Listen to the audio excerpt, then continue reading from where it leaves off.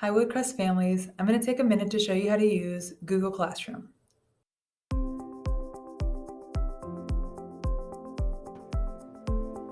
One thing that is important to note is when your student logs in to their device, they need to log in using their student ID at columbus.k12.oh.us. That way, when they go to Google, they will automatically see their initial in this upper right-hand corner.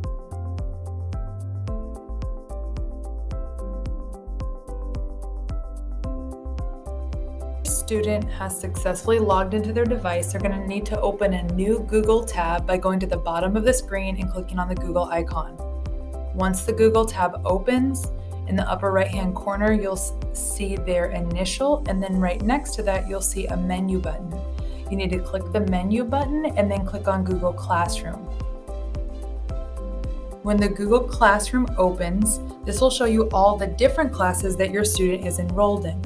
If your student only has one teacher that they see, then they will only have one of these classes here. If they switch for different classes, they might have two Google Classrooms. If they have additional classes, or if they have different projects or programs that they're involved in, they might have additional classrooms here. If you don't have any Google Classrooms yet, or you don't have the Google Classroom that you need, you're going to join a class by using this plus sign in the upper right-hand corner. You'll click on the Join Class button, and then your teacher will provide you with a Google Classroom code. You'll enter the classroom code here and then click Join so that you'll have access to that class. Now, each Google Classroom will look a little different depending on how teachers set it up.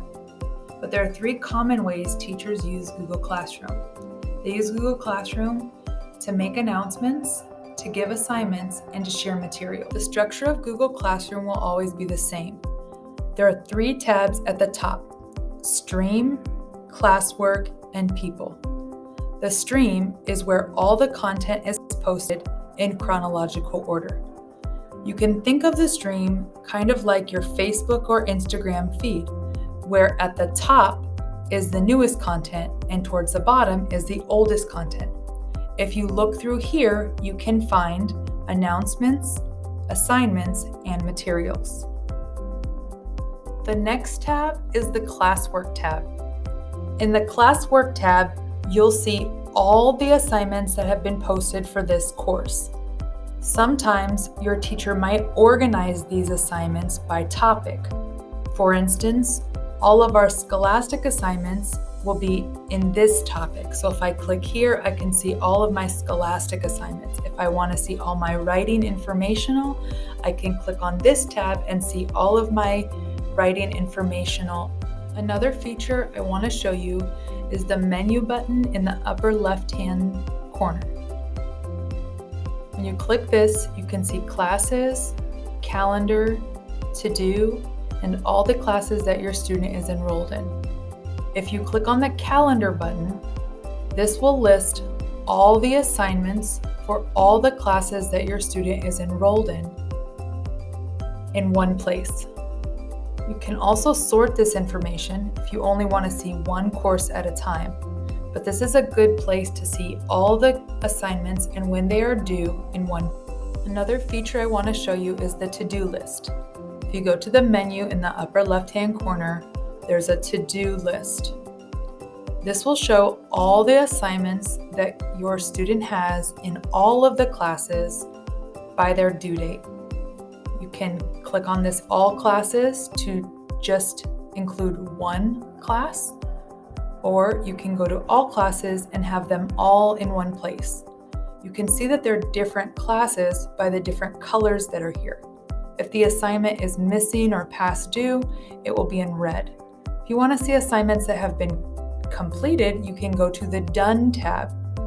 And these are ones that have already been turned in or turned in with a grade. The next thing I want to show you is how to submit an assignment. Assignments will be submitted in several different ways depending on how the assignment is created by the teacher. So one type of assignment is a question. With a question assignment, you're going to answer it directly in Google Classroom.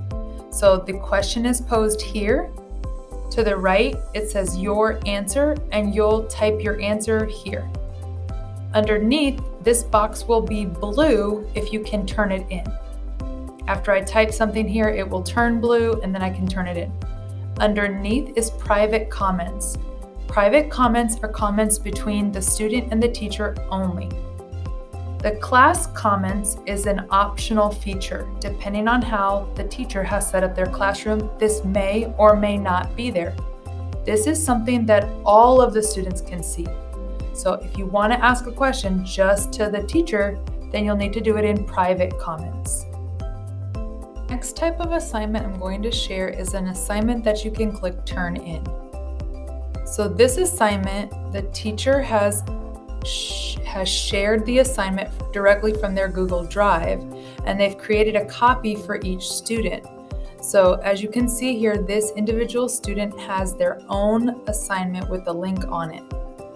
So if I click here, I'm going to answer all the questions inside this document. I'll do my work directly into the document, and each document will have the student's name up here. In the upper right-hand corner, there are two buttons to take note of. There's the share button, and that might be necessary if you need to share the assignment with somebody you're collaborating with or with the teacher. And then right next to it, you'll see in just a minute, you'll see a turn in button.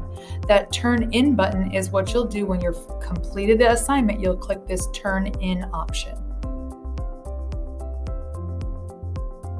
Another way to turn in the same assignment is from the assignment tab itself. So same assignment, but instead of turning it in within the document, we can just turn it in by clicking the turn in button.